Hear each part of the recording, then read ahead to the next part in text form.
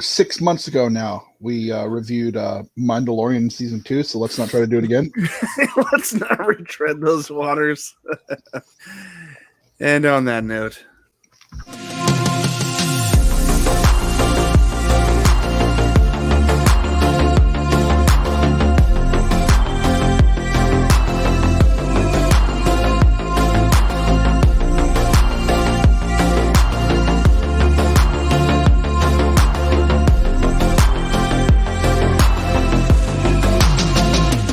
Welcome to Nerdentials, your weekly dose of the nerdy essentials covering film, TV, video games, and comic books.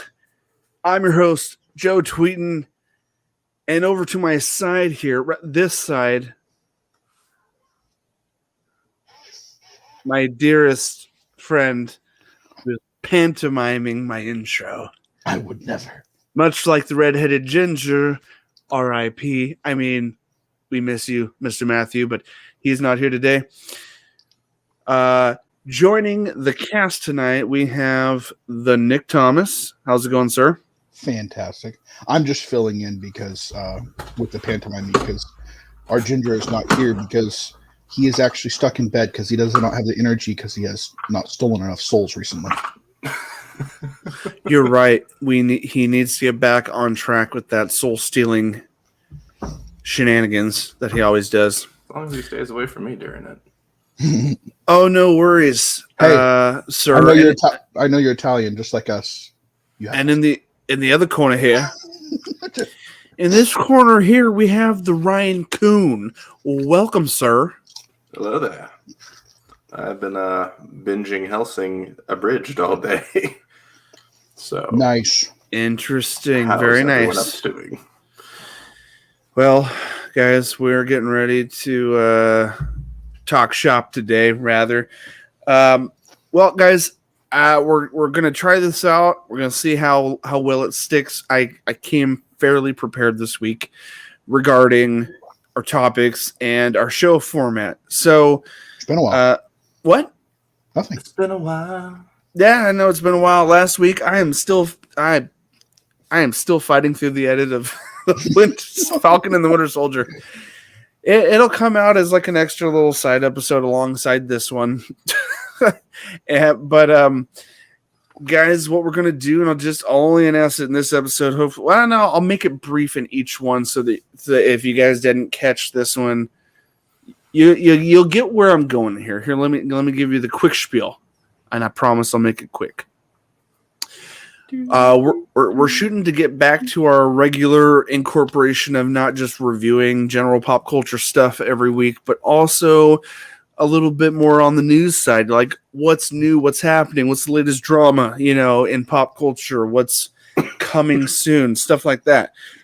And along with that, we decided that there's probably enough content there that as long as we keep a good steady flow of keeping up with it ourselves, that I'd like to break down throughout the week so that you guys have more than just a once-a-week shot at what we throw out there. And if you're new to our channel and you came to our channel purely because of just our movie talk, or maybe you're a gamer because our YouTube channel is saturated with gaming and you want to hear more of our opinions on gaming outside of the actual gameplay, we decided we're going to split up our show amongst the three classic topics we always do. We've got our movie matters, TV talk, and gaming bits, and it started out that way almost 4 years ago. So our goal now is we're going to go back to that trend and see how things go. So as of right now, guys, this episode you're catching is going to be Movie Matters, and we're going to try to spread it out through the week, Monday, Wednesday, Friday. It's kind of the current goal. We're going to see how well that sticks. And guys, leave a comment down below if you're enjoying that new format. Episode lengths are going to kind of stay the same, close to an hour. So that's where we're shooting for, and we are going to have an occasional rotating cast of hosts in here. Mostly me and Nick for sure, Ryan as often as he can, Matt as often as he can, and occasionally some other faces. So guys, that's kind of the spiel. I wanted to throw that out there at the beginning of your Monday Movie Matters. Oh, look at that trifecta. You see what I did there, guys? Yeah. Yeah. Well, for the beginning of Movie Matters, can I give a little bit of movie news? Well, let me throw up the stinger, dude, because it just doesn't feel right unless we have that classy stinger. Guys, it's time for Movie Matters.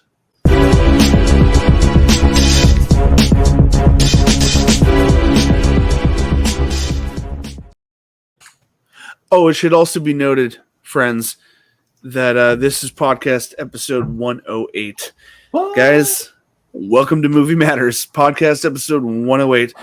And Nick, I believe you had a little bit of something newsy-wise that you wanted to talk about, so I'm going to pass it off to you first, sir. All right. What we got? Okay. Between all of us, I can almost guarantee I know what our favorite holiday is. It's in October. Yeah. Oh? Absolutely. All right. Did I come prepared or what, guys? You did. And this news has to do around Halloween. One of our favorite movies of our childhood that has not had a sequel since 30 years ago. Oh. Disney Plus announced in the works Hocus Pocus 2. Oh, you went in a different direction, sir. Yeah. Keep going. Sorry. Bette Midler confirmed it this week with a tweet. That was already announced like a year ago, but Hocus Pocus 2, huh? maybe I'm losing it. They haven't. Then it fell through, and they weren't working on it. Oh, okay. I was They like, got I thought shelved. that already happened and came out, and I thought I was just behind the ball. Nope. Oh, you're thinking. It arrives fall of 2022, only on Disney Plus.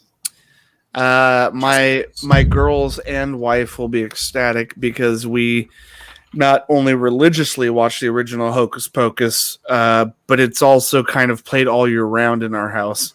It's not just a seasonal thing for my family. So a sequel to that, I'm only hopeful that there's some classic actors from the first one. All three sisters will be playing the original role.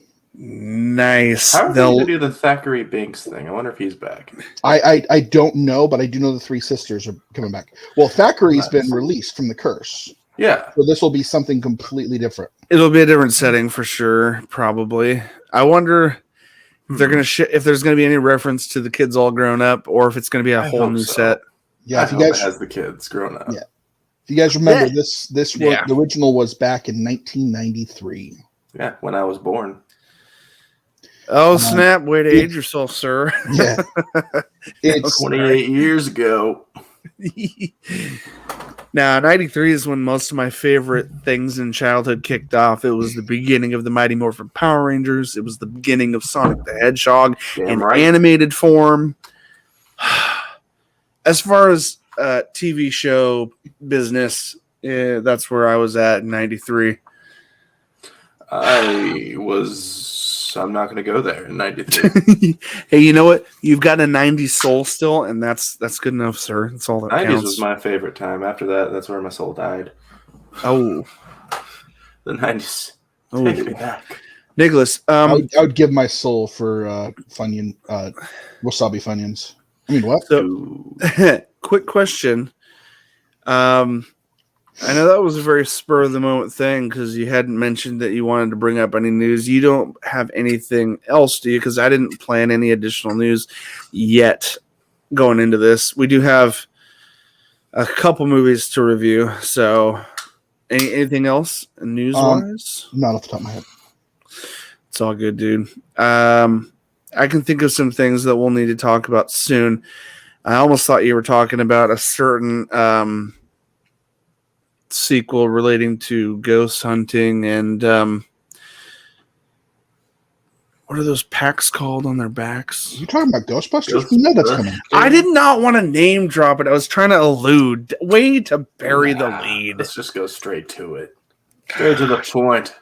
Yes, I mean, trailers have come out. It's happening. It's not news. It's just I thought you were alluding to something about that. My bad.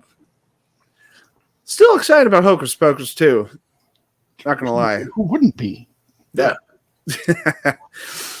That being said, guys. Well, actually, this is new. This is news. I don't have a release date or anything, but all right. A show put together by Arnold Schwarzenegger had just got pulled by Netflix to be pulled by them to be able to be on the Netflix. Pulled usually implies they've taken it off. Yeah. No. Sorry, no. They're putting it on there. This will be the first TV series with Arnold Schwarzenegger, I think. I can't think of any TV series that actually has had him, but it'll be a TV series. They haven't even named it yet. Except but the whole idea and everything. Character. What? He's been a guest character, and that's it. He's never actually had a series. Yeah, nothing leading. Yeah, but this one, it's a TV spy adventure where he is a veteran father,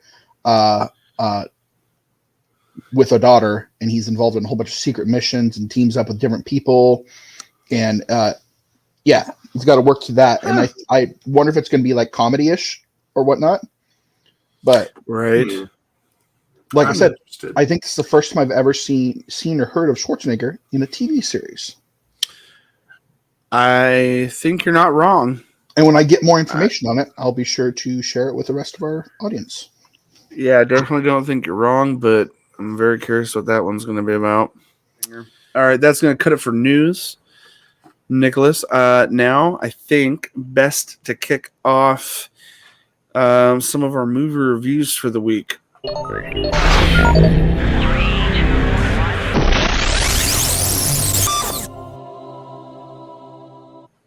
First up, and I'd like to see what you guys think.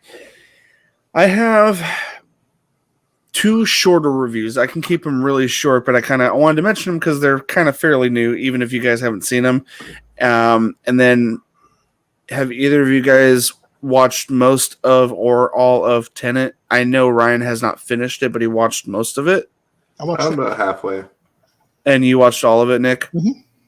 Okay, we're not going to get super spoilery, but unless we want to. But I think it's just worth a general back and forth review. Yeah, we can do a non-spoiler review like we usually do with everything. It's not one of those landmark. Oh, we got to dive in deep about this. It's not a huge thing. It's a really cool concept. Super cool, and like the history behind how long he was thinking about it, writing it, and then finally working on it. I mean, it's a story that he's over 20. I'll save that for when we talk about it. All right, guys. First up, I'm going to just give a couple short reviews here. For Under Movie Matters, I recently, a couple nights ago, watched I was going to watch more of the top 10 on Netflix this week, and we didn't get a chance to hit it yet. Number 2 right now is the Woman in the Window, I think, with Amy McAdams.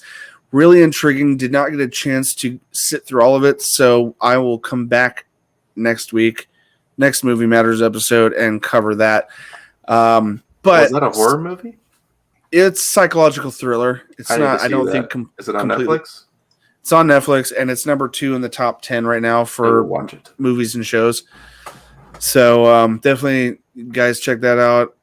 We will definitely watch it by next week, and we'll talk about it. But I'm going to talk about briefly something that looked intriguing. Trailers always do, of course. And me and my wife share a mutual interest of horror and psychological thrillers. Outside of the nerdy stuff, sometimes that's more of her thing, but we try to find ones that are really good or ones that she's, never heard of.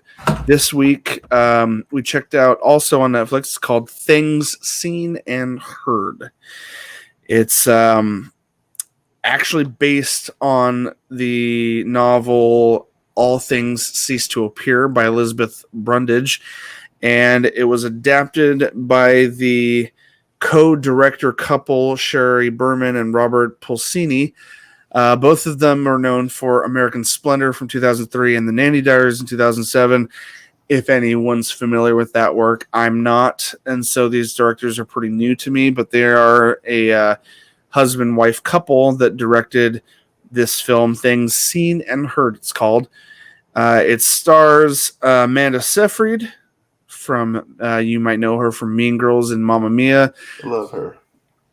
I'm really liking Amanda Seyfried over the last few years because she's gone from just kind of a teenage actor or a young actress, and she's been taking a lot more serious roles over the last couple of years.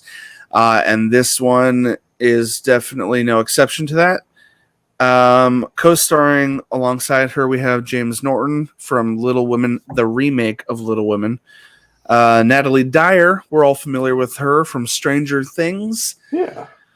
Yeah, she's still young. She's working her way into getting more roles lately. But the general synopsis for this movie, guys, is it's about a Manhattan artist. They live in New York. She relocates her young family to a historic hamlet in the Hudson Valley. And as she settles into a new life, she begins to suspect that her marriage has a sinister darkness one that rivals her new home's history. Based on the acclaimed novel, yada yada, which I already covered. Now, this film is not super long. It's about an hour and a half. Hello, kitty. I have kitties in my background. Kitty. This film is not super long. Hour 30, hour 40 if you include credits. It had a really good, I want to say, foundation. The first half of the film it was constantly intriguing. There was never a moment where throughout this film that I was wondering. I mean, let me rephrase that. For most of the film, 2/3 of the entire film, I found me and my wife found ourselves just, constantly curious, like where is all of this going?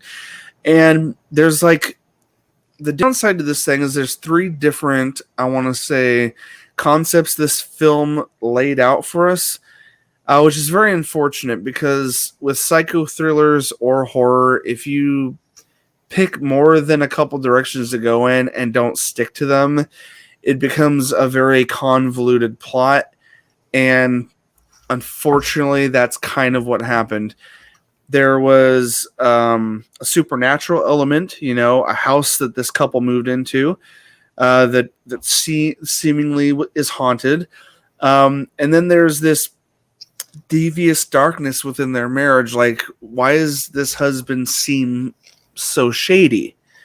And is it him being affected by moving into the haunted home, affecting him and making him make unsavory choices within their marriage? What's really happening here? And it keeps you guessing till about the last third. And I feel like the ending really, unfortunately, without spoiling anything, just fell on its face. It's not often that I watch something that I don't sort of enjoy. And I will say I did enjoy the journey of this film. I'd say the saving grace of this film was Amanda Seyfried. Her performance was incredible. Her tears, emotion, what she was going through with her daughter and husband and moving away from her family and everything just to be somewhere else where, it was kind of like all for her husband. Her husband found a gig, a professor deal, in this upstate, New York upstate, whatever. And she was kind of sacrificing everything for her family. And you believe every part of her journey in this film. And then the movie just takes a really sad turn. And I'll say this, I'll end on this note. I give it, I hesitate to go so low because I usually don't do this, but I'll say a 6.5. I'd say because of Amanda Seyfried, I give it a 7. And I would say it's not rewatchable, but it's definitely worth at least a single watch. And it is on Netflix. So if you're bored of all your choices, I recommend checking it out to at least see Amanda Seyfried's performance in this. And it does keep you guessing until the end. It's an unsatisfactory ending and a mildly convoluted plot, but I still enjoyed the journey until the end. So that's my rating for things seen and heard, guys. I'll watch anything with Amanda Seyfried in it. All right, then, dude. My rating, because I'm just saying, because of her, I give the movie a probably 7. give it the same rating. I give the movie a 7 because of her. The film as a whole is closer to a 6, honestly. Yeah, some things are better in theory than in practice. It had the potential. Had they picked a different ending or stuck in a singular direction, I think this film could have been a wonderful experience. So I leave our audience with that. Let's see. I'm going to make the second review really short because I know we want to get to the meat and potatoes of what we've all seen. So let me make this one pretty short and simple. This is a very family-friendly title. We're talking The Mitchells versus the Machines. Now, this one's directed by Michael Rianda and co-directed by Jeff Rowe, also written by the directors themselves. It stars Abbi Jacobson, Danny McBride, Maya Rudolph, and Michael Rianda.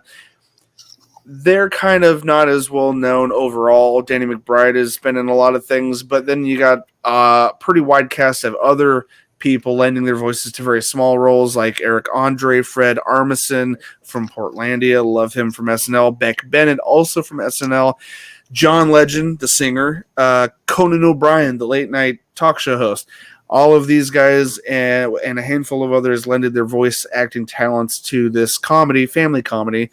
The premise is it's about a quirky, dysfunctional family road trip to a dysfunctional family's road trip is appended when they find themselves in the middle of a robot apocalypse and suddenly become humanity's unlikeliest last hope. Robot apocalypse. Yeah, Nick, was this one you mentioned to me before, or have you not seen this one? Did you watch this one? I've seen the previews for it. I'm waiting for a night to actually watch it with the kids. Right on. To you with kids out there, I would say it's not a film I would go out of my way to watch on my own had I not had kids. But it is a film because it got really good general reviews for families. Me and my wife took a chance and watched it without pre-screening it. You know, it's only PG, so it's not about the violence, but you know, there's always, you know, concerns about, okay, what kind of moral stories are there going to be? What kind of standards are there going to be with this family? Is it going to be as clean as Disney? Because shoot, I don't have it on me of who produced this, but it's on Netflix. It's not Disney or any of those, you know, it's not made by any of them. Do you remember who? Is it DreamWorks maybe? I think. I don't know why I didn't look that up. I forgot to look that part up. But I'll move forward with this. I grew up with From Dusk Till Dawn and Resident Evil, so I think the kids can handle some more. We unfortunately live in an ultra, and I'm not criticizing any of our listeners, ultra sensitive world. No, violence is wonderful. Well, embrace it. It's human nature. Anyway, it's not just that. It's also when I say I'm not even talking about the violence. I'm talking about like sometimes family shows have moral concepts that they're really pushing hard. You know, things signaling like even inclusivity or this is a Sony Pictures animation movie. Okay, thank you, Nick. Sony Pictures animation movie. What I want to say is there was a lot of inclusivity, which we are all 100% about. Yeah. We love everyone. We love our audience. That's not my point. It's when certain agendas, whether it's activism or religious, it's pushed rather than having and it's like actual good writing to in your face in the story, like that's the focus. Yeah. Then it makes kind of for a really unpleasant viewing experience, regardless of how you feel about the topics. Focus is about a daughter who wants to pursue her passion of filmmaking, a dad who doesn't understand that. And so there's this father-daughter conflict throughout the whole apocalypse. They did an amazing balance of comedy. Everything was, it's almost borderline, could have been something Disney would have put out. It's got a very unique animation style. And it had a really heartwarming ending of the family is still going to be dysfunctional, but they all kind of got to a place where they appreciated each other more towards the end. It was one of kind of those heartwarming feelings, and I would recommend this to absolutely anyone I know, anyone I know with family or kids or anything like that. It is a really nice heartwarming story. It's not super long either. There's some super comical moments with certain pair of malfunctioning robots. I'll leave it at that. Definitely hilarious, and it's on Netflix. So, if you're bored and you've run out of ideas, here's another one. This one I'll give it an 8 out of 10. It's pleasant for the family. It's not groundbreaking. It's a very modern tale of a dysfunctional family, in my opinion. And I leave you all with that. What was it called again? It's called The Mitchells versus the Machines. Okay. MVM. If I ever have kids, maybe I'll watch it. Or if you're on an animation kick and you want to try something you haven't seen.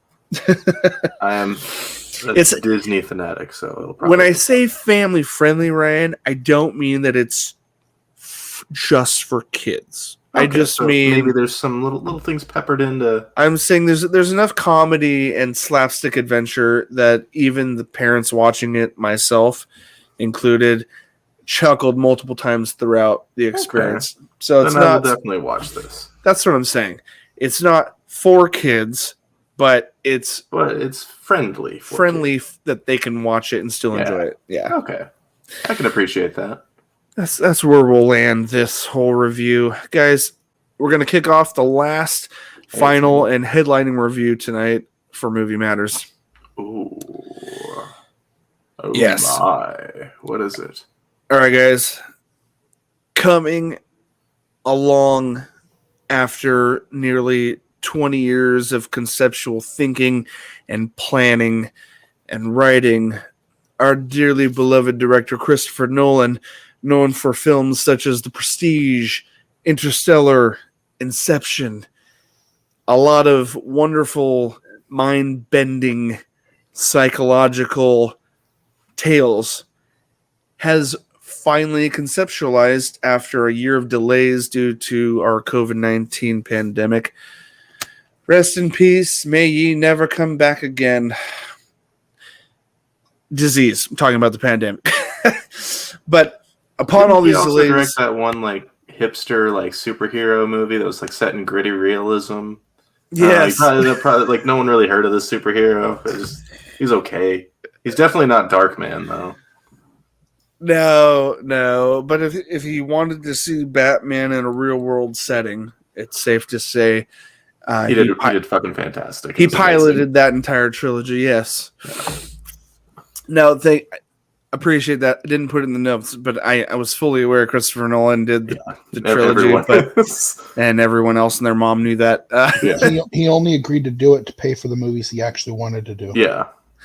Right, because if you look at the other ones that I did list off, he likes a lot of twisting depth with his stories that make you really think, what is actually happening here. Some good mind versions of this. Mind. Yes. No, don't worry. I won't bleep out the gesture, but I'll bleep out the word. Yes, I got it finally. No, yes, he likes going for those mind twists, and this was directed and written by him. The film just finally released in limited theater showings and on HBO Max. The title Tenet. Now, almost 2 years ago, we saw teasers for this. Prior to him finishing the film, we saw a teaser trailer for this. This film is starring John David Washington, our dear Robert Pattinson, Elizabeth Debicki, and there's quite a few other casts in here, but of note, a Michael Caine. Guys, the premise for this film is this. Armed with only one word, Tenet, and fighting for the survival of the entire world, a protagonist, capital letter, pronoun, protagonist journeys through a twilight world of international espionage on a mission that will unfold in something beyond real time. Dun dun dun. Pretty vague, but also pretty mind twisting upon thought. So, this had a lot, and I can understand why this is like kind of a 20 years in the making concept. I think it took our dear Christopher Nolan, probably that much time to sit on the concept he was wanting to put out there, and then waiting for, movie magic to catch up with being able to show this concept. Remember how I said he did Dark Knight so that he could fund a movie? Yep. It was this. Yeah. This is his most ambitious and expensive movie to date, even out of the Dark Knight trilogy. Now, side note, just to like kind of put that into perspective, there is a scene. It's really early on, so it's not spoilery. There's a scene where a 747 full-sized airplane crashes into the hangar bay area of an airport, and like explosions everywhere, right?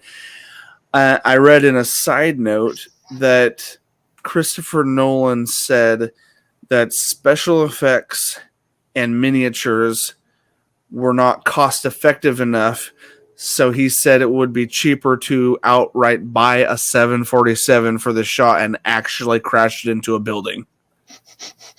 No joke. Baller! He said it would be more cost effective to just straight up buy a plane so we can crash it into a building.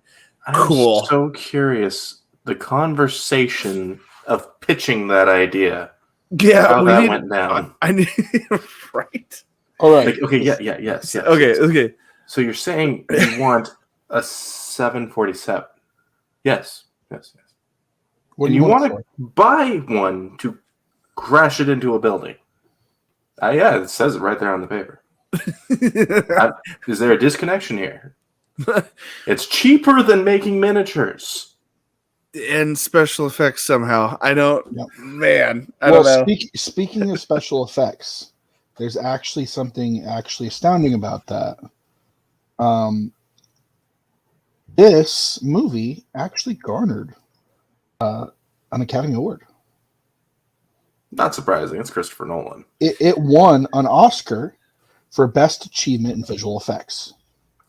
Because there's no effect to it. It's a real fucking plane. Well, not just that, dude. But like, okay, like we're getting a little ahead of ourselves. We'll talk about our general thoughts about the plot and stuff. But I wanted to wrap up Nick's statement by adding to it and saying that this movie deals with a very unique concept of time travel in a very different way than what we've traditionally seen across most science fiction today or days past.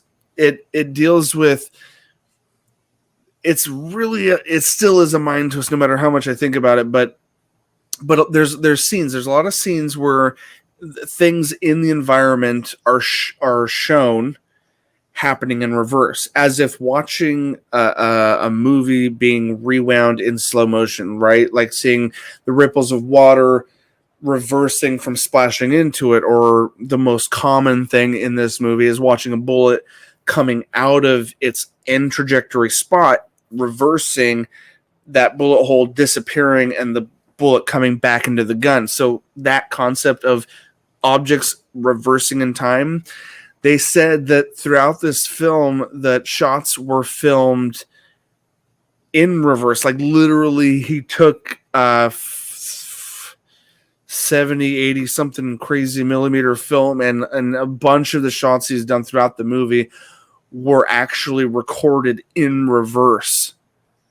And he did a bunch of back and forth, recording things forward and recording things literally in reverse while they were happening in real time. And then when you play it forward, it's the same concept of like slow motion shots or perspective ratio shots where you're zooming out while pulling away or zooming in while pulling away, and it gives you that weird forced perspective. He did a lot of that to simulate this time travel. So there's a lot of things he did that literally used practical effects versus CG and special effects. I'll argue is always better in my opinion. Well, and if you do it right, it makes it so much more believable. Yeah, like look at The Thing, and then look at The Thing that they made in like the 2000s, where they wanted to do it, and then they just put the CG over it anyway. It was just god awful. Yeah. So what I want to do now is we've talked about some of the crazy concepts, some of the achievements that this film has pulled off, and the time Christopher Nolan took to get to this point of actually making it. Let's talk a little bit about our overall feelings of, we want to kind of simplify it today. I know I realize we could like nerd out on concepts and try to break down like what did it mean when this happened and that reversed and this went forward and what did that mean, and we could get real nasty weird about it and nerdy, but let's talk about the overall acting. Nick, I've been doing a lot of talking. I kind of want to toss it over to you and let you carry this next part. Give us your general thoughts about the whole film progression and maybe even give us a rating, and we'll just kind of pass it around and give our ratings and stuff. Yeah. I thought most of the acting was great. Most. One of the actual lead characters, I felt, his style acting isn't acting to me. In another thing, I've actually heard Ryan say the actor is like cardboard. Hey, Nick, real quick, tilt the camera or sit up a little bit so you're more centered there. You're good. Sorry, didn't mean to interrupt. Have I said that? You did when we were talking about Robert Pattinson. Oh. I knew who you were talking about. Sometimes, don't get me wrong, like sometimes he's not too bad, but then sometimes it's like watching paint dry. And this one, to me, it was the same way. It felt like he wasn't showing any emotion. Even when he was in intense scenes, it felt like he had the same, like, that face he always makes when he's thinking or intensely doing something. It's just like, and then no matter what he's trying to act, it's stuck there. And it's just like, okay. No, but I like the concept. I like the idea. Some of the concepts with the idea were half-baked, and the way they portrayed them and why it happened didn't make sense and didn't work correctly to me. So honestly, for me, you want a review score? I would give this a 7. Did you want to elaborate any further on the film as a whole, or you just wanted to jump to that rating? You gave us the rating, that's fine. Do you have any more concepts that you want to go into that aren't super spoilery? Just, I don't know. There was a lot of things were done. There was a lot of slow time between the different things. The action scenes that were there were good. And it seemed like his rewinding of time was cool. I loved it. But there was times within the movie it felt forced just to add it in the scene, whether it needed to be or not. And that's the director's choice there, but it didn't fit for viewing continuity. Sorry, I shouldn't have made a sound that's like sounds like a condescending disagreement. This is your view. You're dude. So entitled to your wrong opinion, but now not even what I'm trying to say, but yeah. I will pass the mic to the next person, whoever would like to go. And like I said, I still stick to a 7 out of 10. Oh, fair enough, dude. Hey Ryan, I'll save mine for last. I know. I know exactly what I'm going to say. I know exactly. I already have this planned out. Dude, go for it. Yeah, sorry. Go for it. Hello there. Hello. So, General Kenobi. Thank you. So I have no clue what this movie's about because I've only seen the action scenes, and they're so cool, but I have dog shit understanding of what the fuck this movie's about. Because, like I said, I've only seen the action scenes, and they're amazing. They are beautiful, and I love this. That reverse takes me back to the '90s, late '90s anyway, with Matrix. It's cool, cool. But I have no idea what it's about. But as far as the action scenes go, I'm giving it a 9. Whew. No, I can tell you. No, dude. Hey, if we're gonna rate like chunks of the whole film, the action being a huge chunk of it, that's all I could tell you. That sounds like a solid rating to me. Yeah, like the bits and like when I say I watched half the movie, I don't mean I like watched the first half. I was like, we had a Discord movie night on my stream team area, and I was popping in and out of the movie. I just happened to only see, like, I saw about half the runtime of just action scenes and shit. Well, I'm not gonna shame you in my. Are you good? You good? Cool. I'm gonna wrap up. Go all out, man. I'm gonna wrap up my thoughts.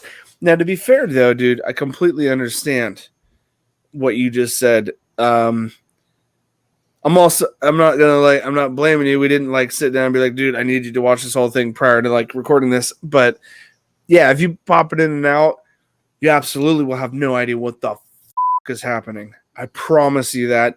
And even if you do sit through it and pause and discuss with your wife next to you several dozen times throughout the 2.5 hour watch time, you still might not completely understand what's going on, even if you focused. But I'm not some super geeky, nerdy. I've got a deep grasp. No, what I'm saying is that I don't have a deep grasp on his concept. I do want to throw out here just to mildly defend Christopher Nolan.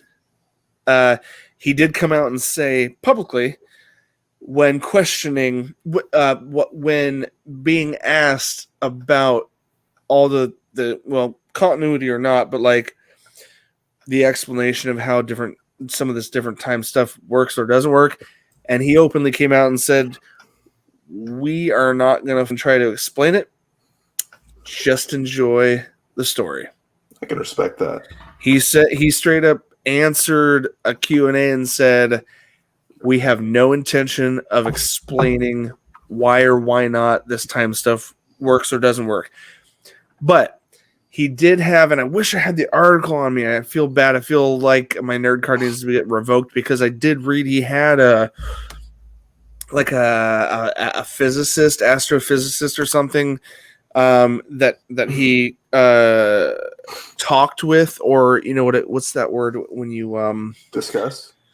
Not discuss, but when you go to someone to brainstorm? to ask questions about validity. What is consulting? Oh yeah, he did have like a astrophysicist that he consulted throughout the writing of his screenplay over the last 5 years of getting wrapped up for some of the details. But he said again, it's just a concept, and he had no intention of explaining why or why not certain things are going to work. He just, again, like Nick said, did certain things just to keep the story moving forward to get to the point he wanted to get to.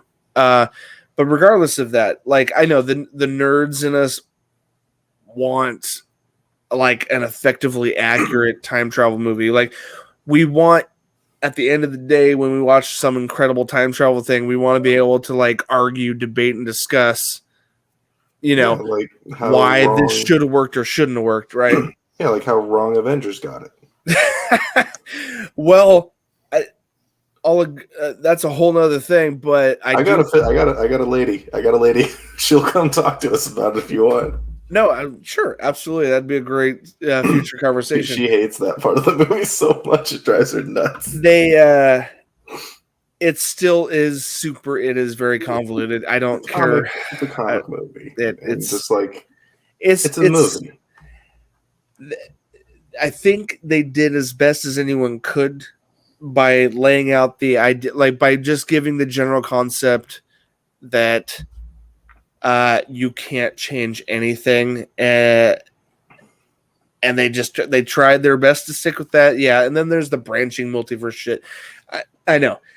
There's nothing you can do with time travel stories can ever be completely clean. You can try hard, and I think some people do get close to making it believable.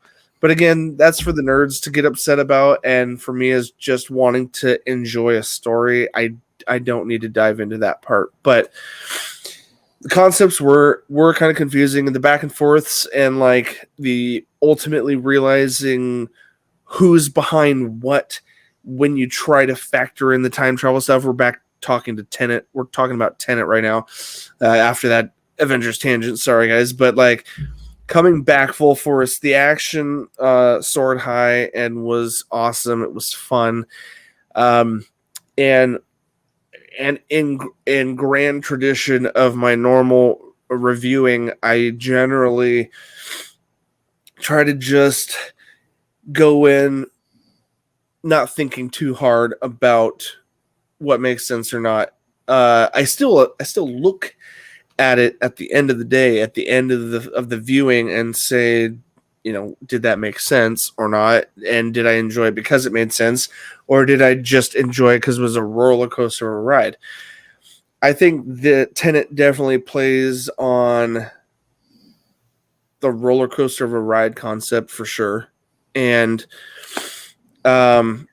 I love John David Washington. I haven't seen him in a whole lot of stuff, but he was the lead guy. He was the quote protagonist who teamed up with Robert Pattinson.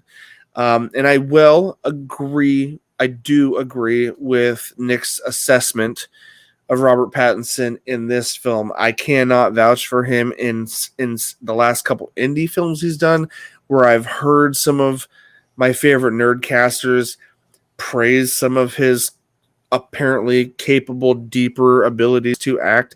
So I'm not going to get in a back and forth of defending something I've never seen, but I will agree for the sake of this film and Tenet, there was nothing super special about Robert Pattinson's performance. However, I will highlight the fact that he was in it very little throughout the 2.5 hour majority. And I would love to praise John David Washington, the lead, for some pretty incredible general acting. Like overall throughout the film, I believed his desire to want to help, certain characters and be in it for the run, determined to, he's on a mission. He needs to accomplish this. And I believed it. Robert Pattinson was a nice little stupid, what do you call that? Flicking my good conscience, bad conscience off my shoulder type character, where he's only there to kind of pull you through plots here and there. Exposition, yeah. And like the implications, again, I don't want to spoil anything, but the way the character that Robert Pattinson played at the end of the whole film did kind of nicely, in my opinion, although still confusing as hell, it nicely opened up a window for just the idea of there could be future adventures with our John David Washington and the concept of Tenet. I do truly think for Christopher Nolan, this is a one and done. I don't see him trying to sequelize on it, although I feel they're definitely going to be like producers, or depending on how well it does, asking him to, conceive a sequel. Come on, let's cash grab type thing. But it was a nice one and done. It was enjoyable. It was a roller coaster. Effects were incredible. The practical effects were amazing. The lengths that Christopher Nolan went to pull off some of the visuals are always a blast to sit through and watch. And that, like Ryan's rating purely on action sequences were highly praised. And Nick, what was yours? What overall rating was a 7 or 7? Okay. So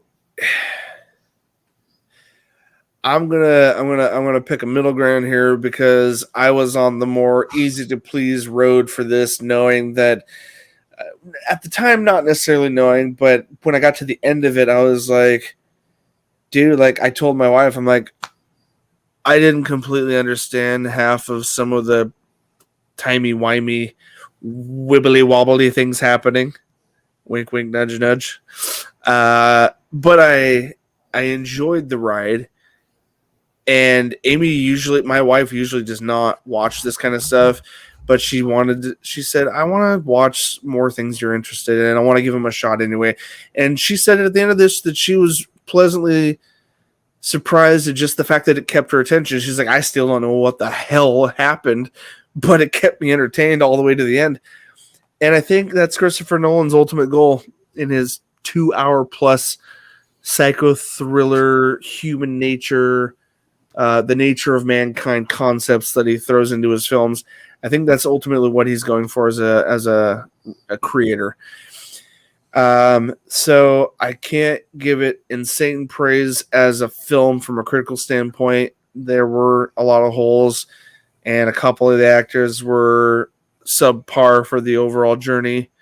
Lead was great, effects were great, so I give this, for me, a solid 8. Solid 8 out of 10 for me. I stick by that. So, guys, Tenet was fun. What can we tease our listeners that we're going to maybe talk about or look at in the coming week? What's something we're going to that we should tease? I think we should tease some shit. You know what I'm saying? I think next Movie Talks episode, I would definitely like to review Netflix original. Another one. And the newest HBO release, Those Who Would See Me Dead. The Angelina Jolie. Yeah. Her comeback to the silver screen. I forgot she existed, to be honest. Leading to her eventual role in the new Marvel movie, The Eternals. That's definitely happening still. We're getting deeper into the interstellar galactic side of Marvel, and Angelina Jolie's coming back for that. And dude, I know that's on HBO Max right now, and I had intended on watching it. There's just so many new things to check out. So Nick, you think that's a good one for next week? I do. That one, and what did you say? Another one before that? I said the one you've seen, Army of the Dead. Yeah, Army of the Dead, and that's on Netflix. I will absolutely be watching that, so we'll talk about that next week for sure. Ryan, you're welcome to check both of those out, or is there anything else that you're thinking about looking at that you might want to? Me personally? Yeah, just out of curiosity, if there's anything random that you might be checking out or want to.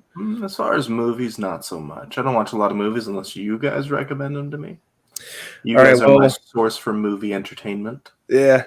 Hey, check out the 2 Nick just said, and that'll be our basis for next week anyways. They both were really good. I'm really excited about that zombie one, because it's been a while since the zombie movies entertained me.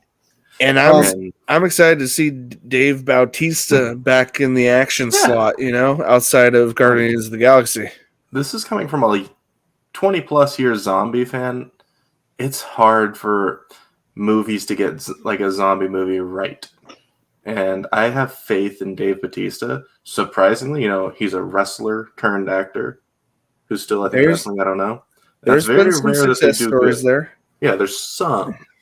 But then there's also a list of failures.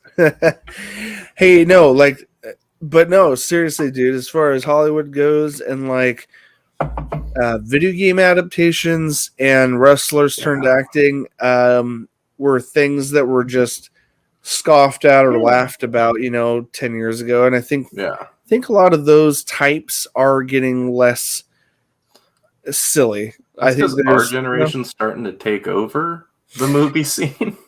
We understand those things. And David Bautista, on a side note, he's turning, I think, 55, mid-50s. Does not look that old. No, but he said it's getting. I read an article recently. He said it's getting harder to do the shirtless stuff with Drax the Destroyer for Guardians of the Galaxy, and he's quoted as saying that James Gunn, doing Volume 3 Guardians of the Galaxy, he goes everywhere with James Gunn because James Gunn trusted in him, and they're good friends. And he said that when James Gunn leaves, I'm leaving. So he said that that'll probably be his last Marvel film. Damn. I know, writing Drax out of the scene, but he's not done with action films. He just doesn't want to do that shirtless character anymore because he's like, it's harder to he's mid 50s get into it. It's harder to maintain that insane physique. Yeah, he said, and they said, he's in better shape than most 20-something-year-olds, but at some point you can't keep maintaining. At some point he can't. He doesn't want to keep maintaining, and if you could throw a nice heavy jacket on and still do an action movie, why not? Yeah. Plenty of other guys have done it. Actors have been doing that in the 80s forever. Some of our favorites are still, trying to hang on. Hey, guys, just give it up already, man. Or Stallone, or.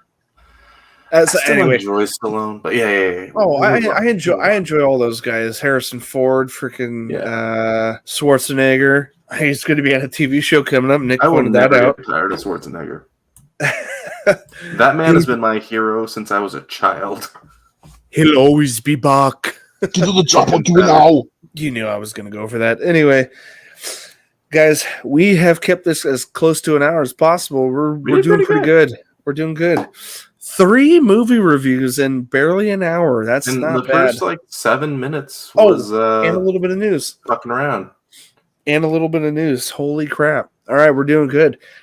Guys, so like I said, this is Movie Matters Monday. We're going to wrap it up here. Stay tuned for TV Talk. No, not Tuesdays. We're going to probably get this out around Wednesday and hopefully Gaming Bits on Fridays. So, guys, tying things up for the night. We've got our social medias. Ryan Kuhn does streaming on Twitch. I think he's still in limbo on schedule. Am I right, sir? Yeah, I'll be returning Monday. Oh, this coming Monday? 3 days a week, Monday. So when this episode drops, that's my intention, is to get this episode out on Monday. You should be streaming that day at some point, right? Yep, about 8 p.m. All right, dude. We'll put the links down below. And guys, you can find all our wonderful stuff at one beautiful website called Nerdentialsmedia.com. That's right, friends. Nerdentialsmedia.com. But that's going to wrap it up for Movie Matters, guys. For myself, Nick, and Ryan, this has been your Nerdy Essentials. And as always, nerds, we'll see you on the other side. We almost got it. Almost.